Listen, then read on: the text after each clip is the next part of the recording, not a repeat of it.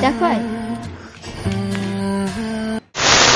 চলে এসেছি নতুন একটা ভিডিও নিয়ে। আশা করি তোমরা সবাই ভালো আছো। এখন দেখতে পাচ্ছ ঘড়িতে বাজছে 3টে বাজতে 10, আর এটা দুপুর নয়, এটা হচ্ছে রাত।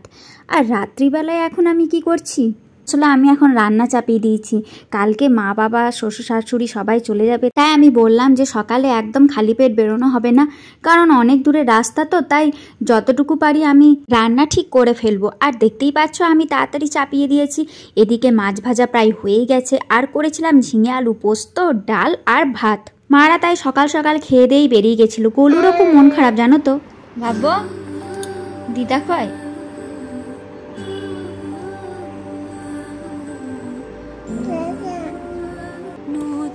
সকালগুলো কপাল ছুলো তোমারি, তোমার কাছে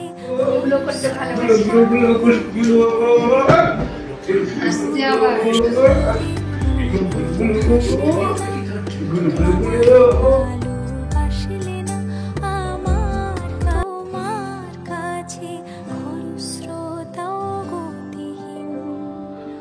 নতুন সকাল আলো আসলে না আমার কাছে, সেই মেঘবালিকার গল্প হোক, শহর জুড়ে বৃষ্টি হোক, রোদ্দুর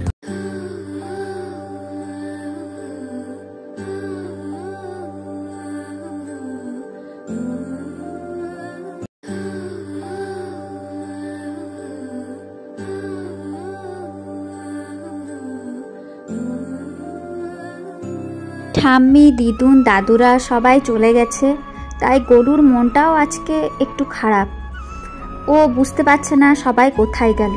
এই ঘর ওই ঘর ও বারবার দেখছিল, জানো, দেখছিল এই ঘরে আছে তো দাদু, না ওই ঘরে আছে, দিদুন কোথায় গেল, আর ঠাম্মি কি করছে, এই সবই শুধু ওর মনে পড়ছে।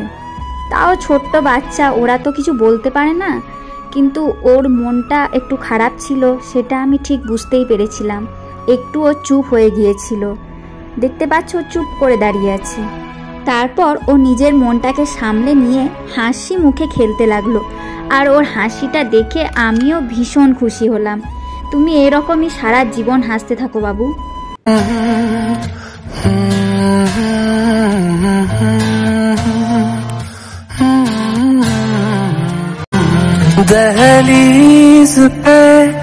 বিকালবেলা আমি ওকে একটা আপেল দিয়েছিলাম, আর ও জানো এখন আপেলও নিজেই খেতে শিখে গেছে।